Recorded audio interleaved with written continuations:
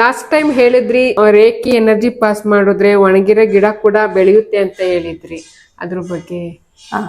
ಇದಕ್ಕೆ ಲೈವ್ ಎಕ್ಸಾಂಪಲೇ ಇದೆ, ಅದಕ್ಕೋಸ್ಕರ ಈ ಕ್ವಶನ್ ತಗೊಂಡಿದ್ದೀವಲ್ವಾ.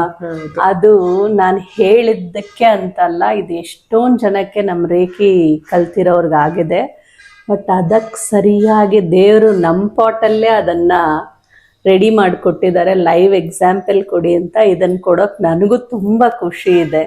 ಯಾಕಂದರೆ ಈ ಮನುಷ್ಯನಿಗೆ ಏನಂದರೆ, ನಮ್ಮಲ್ಲಿರೋ ಕೆಟ್ಟತನನ ಬಿಡೋಕೆ ಅಷ್ಟು ಈಸಿ ಅಲ್ಲ. ಹೌದು, ಇದು ಮಾತ್ರ ಸತ್ಯವಾದ ಮಾತು ಅಲ್ವಾ. ಹಾಗೆ ಒಳ್ಳೇದನ್ನ ಒಪ್ಕೊಳ್ಳೋಕ್ಕೂ ಆಗಲ್ಲ ಬೇಗ. ಹೌದು. ಅದೇ ಬೇರೆ ಏನಾದರೂ ಆದರೆ ಕ್ಷಣಿಕ ಸುಖ, ಅಲ್ಪ ತೃಪ್ತಿಗೆ ಬಾಯಿ ಬಿಟ್ಕೊಂಡು ಟಪ್ಪಂತ ರೆಡಿ ಆಗ್ಬಿಡ್ತೀವಿ. ಅಲ್ವಾ. ಆದರೆ ಈ ಇದೆಯಲ್ಲ, ಈ ಸಣ್ಣ ಸಣ್ಣದು ಈ ರೇಖಿ ಬಗ್ಗೆ ಹೇಳೋದು ಎಕ್ಸ್ಪೀರಿಯನ್ಸ್ ಆಗಿರೋರಿಗೆ ಗೊತ್ತು. ಹೆಂಗಂದರೆ ಇದು ಒಂದು ಸ್ವಿಮ್ಮಿಂಗ್ ಪೂಲ್ ಅಂತ ತಗೊಳ್ಳೋಣ. ಸ್ವಿಮ್ಮಿಂಗ್ ಕಲಿಯೋನು ಒಬ್ಬ ಶಬ್ದ ಮಾಡ್ತಾನಂತೆ, ನನಗೆ ಸ್ವಿಮ್ಮಿಂಗ್ ಬರೋವರೆಗೂ ನಾನು ನೀರಿಗಿಳಿಯಲ್ಲ ಯಾವುದೇ ಕಾರಣಕ್ಕೆ ಅಂತ ಡಿಸೈಡ್ ಮಾಡ್ಕೊಂಡು ಬಿಡ್ತಾನಂತೆ. ಆಯಿತಾ. ಅದು ಹೇಗಾಗುತ್ತೆ?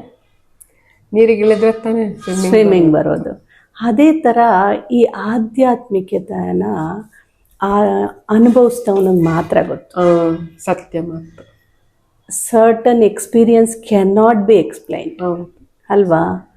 ಅವನು ನೀರಲ್ಲಿ ಬೀಳಬೇಕು, ಅವನ ಕೈಕಾಲು ಆಡಿಸ್ಬೇಕು, ಒಂದು ಸರ್ತಿ ಮುಳುಗಿ ಏಳಬೇಕು, ಉಸಿರು ಕಟ್ಟಬೇಕು, ಅವಾಗಲೇ ಅವನಿಗೆ ಬರೋ ಸ್ವಿಮ್ಮಿಂಗ್. ಸೊ ಇದನ್ನು ಎಕ್ಸ್ಪ್ಲೈನ್ ಮಾಡೋದ್ರೆ how can we explain that? Just you experience it ಅನ್ಬೋದು. ಆ್ಯಂಡ್ ಮೋರ್ ಓವರ್, ನಾವು ಎಷ್ಟೇ ಹೇಳಲಿ ಥೆರೆಟಿಕಲಿ, ಈಗ ಹೌದು ಎಲ್ರಿಗೂ ಯಾಕೆ ಹೇಳಬೇಕು ಅಂದರೆ, ನಾವು ಒಳ್ಳೇದು ಅನುಭವಿಸಿದ್ದನ್ನು ಬೇರೆಯವ್ರಿಗೆ ಸ್ಪ್ರೆಡ್ ಮಾಡೋದೇ ಒಂದು ಪುಣ್ಯದ ಕೆಲಸ ಅಲ್ವಾ. ಯಾರೋ ಈಗ ಕಷ್ಟಪಡ್ತಿರ್ತಾರೆ, ನಿಮಗೆ ಬರುತ್ತೆ ಅಂದ್ಕೊಳ್ಳಿ, ಒಂದು ಯಾವುದೋ ಒಂದು ಸಣ್ಣದು ಅವ್ರಿಗೆ ಮಾಡೋಕ್ಕೆ ಒಂದು ಸೂಜಿಗೆ ಯಾರೋ ದಾರ ಪೋಣಿಸ್ತಾ ಇರ್ತಾರೆ, ಅವ್ರ ಕಣ್ಣು ಸರಿ ಕಾಣಿಸಲ್ಲ ಅಂತ ತಿಳ್ಕೊಳ್ಳೋಣ. ಒದ್ದಾಡ್ತಿದ್ರೆ ನಿಮ್ಗೇನು ಅನ್ಸುತ್ತೆ? ಕಿತ್ಕೊಂಡು ನಾವೇ ಹಾಕ್ಬಿಡ್ಬೇಕು ಅನ್ಸಲ್ವಾ? ಇಲ್ಲ ಸಹಾಯದ ಬುದ್ಧಿ ಇದ್ದಿದ್ರೆ ಕೊಡಿ ನಾನು ಹಾಕ್ಕೊಡ್ತೀನಿ ಅಂತ. ನೀನು ನಾನು ಕೊಡಲ್ಲ, ನಾನೇ ತೂರಿಸ್ಬೇಕು, ಕಣ್ಣು ಕಾಣಿಸ್ತಿರಲ್ಲ, ತೂರಿಸ್ತೀನಿ ಅಂದ್ರೆ ನಿಮ್ಮ ಮನೆ ಬರಲ್ಲ. ಹೌದು ಅಲ್ವಾ.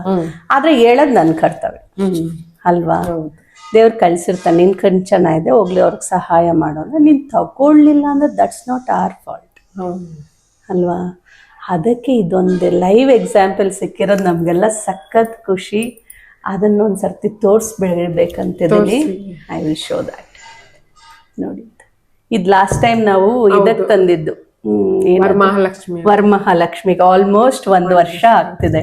ಇದನ್ನ ನನಗೆ ಪಾಟ್ ಬೇರೆ ಎಲ್ಲ ರೀಪಾಟ್ ಮಾಡಿಸ್ದೆ, ಇದನ್ನ ಮಾಡ್ಸೋಕೆ ಬರಲಿಲ್ಲ ಅಲ್ವಾ. ಅದೇ ಒಣಗಿತ್ತು. 1 ವರ್ಷ ಆದಮೇಲೆ ರೇಖಿ ಪಾಸ್ ಮಾಡಿದ್ಮೇಲೆ ಅದರಲ್ಲಿ ಒಂದು ಗಿಡ ಬರ್ತಾ ಇದೆ ನೋಡಿ. ಎಸ್, ಈ ಸಣ್ಣದು ಆ ಬುಡದಿಂದ ಬರ್ತಾ ಇದೆ. ಇದು ಹೇಗೆ ಸಾಧ್ಯ? ಇಂಥ ಒಂದು ಗಿಡಕ್ಕೇನೆ ನಾವು ಒಣಗಿರೋದಕ್ಕೆ ಆ ಎನರ್ಜಿ ಪಾಸ್ ಮಾಡಿದ್ರೆ ಒಂದು ಗಿಡ ಬೆಳೆಯೋಕೆ ಸಾಧ್ಯ ಇದೆ ಅಂದರೆ, ಮನುಷ್ಯನಿಗೆ ಈ ರೇಖೆ ಯಾರಿಗೆ ತುಂಬ ಅವಶ್ಯಕತೆ ಇದೆ ಗೊತ್ತಾ? ಯಾರು ಫುಲ್ ಫ್ಲಡ್ಜಲ್ಲಿರೋರು, ನಾನು ಆರಾಮಾಗಿದ್ದೀನಿ ಅನ್ನೋರಿಗೆ ಬೇಡ. ಇಲ್ಲ, ಯಾರು ನಾನು ಈ ಕಷ್ಟದಲ್ಲಿದ್ದೀನಿ, ನಾನು ಅನುಭವಿಸೋಕೆ ರೆಡಿ ಇದ್ದೀನಿ ಅಂದವ್ರಿಗೂ ಈ ರೇಖೆ ಬೇಡ. ಯಾರು ನನ್ನ ಕಷ್ಟದಲ್ಲಿದ್ದೀನಿ, ಇದರಿಂದ ಹೊರಗಡೆ ಬರಲೇಬೇಕಂತ ನಿರ್ಧಾರ ಮಾಡಿರ್ತಾರಲ್ಲ, ಅವ್ರಿಗಿದು ಬೇಕಾಗತ್ತೆ ಅಲ್ವಾ. ನನಗೆ ಕಾಯಿಲೆ ಇದೆ, ನನಗೆ ಜ್ವರ, ಮೈಕೈ ನೋವು, ನಾನು ಅನುಭವಿಸ್ತೀನಿ ಪರವಾಗಿಲ್ಲ ಅನ್ನೋರ್ಗೂ ಬೇಡ. ಇಲ್ಲ, ಕೆಲವ್ರು ಇರ್ತಾರೆ, ನಂಗೆ ಜ್ವರ ಇಲ್ಲ, ನಂಗೆ ಮೈಕೈ ನೋವು ಇಲ್ಲ, ಏನೂ ತೊಂದರೆ ಇಲ್ಲ ಅಂತ ಅನುಭವಿಸ್ತಾನೆ ಇರ್ತಾರೆ ಒಳಗೆ. ಅಂಥವ್ರಿಗೂ ನಾವು ಹೆಲ್ಪ್ ಮಾಡೋಕ್ಕಾಗಲ್ಲ. ಯಾರಿಗೆ ಅನುಭವಿಸಿ ಹೌದು ನನಗಿರೋದು ನಿಜ ಒಪ್ಕೊಂಡು ನಾನು ಇದರಿಂದ ಹೊರಗಡೆ ಬರೋಕ್ಕೆ ದಾರಿ ಬೇಕಂತ ಬೇರೆಯವ್ರನ್ನ ಕೇಳೋದು ಬೇಡ, ದೇವ್ರನ್ನ ಕೇಳ್ಕೊಂಡ್ರೆ ಸಾಕು. ಈ ರೇಖೆ ಅಷ್ಟು ಹೆಲ್ಪ್ ಮಾಡುತ್ತೆ. ಸೊ ಇದ್ರ ಬಗ್ಗೆ ಒಂದ್ಸರ್ತಿ ಗಮನ ಕೊಡಿ.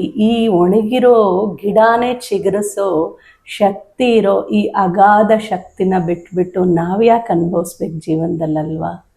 ಸೊ ಒಂದ್ಸರ್ತಿ ಗಮನ ಕೊಡಿ, ಇನ್ನ ಸೆಲ್ಫಿ ತಗೊಂಡು ನೋಡಿ, ಜೀವನದಲ್ಲಿ ಸುಲಭವಾಗಿ ಬದುಕೋದನ್ನ ಕಲ್ತ್ಕೊಳ್ಳೋಕ್ಕೆ ದಾರಿ ಇರೋದನ್ನ ಕಂಡಿಡ್ಕೊಂಡು ಆ ದಾರಿಲಿ ನಡೆಯೋದು ನೋಡಿ. Thank you all.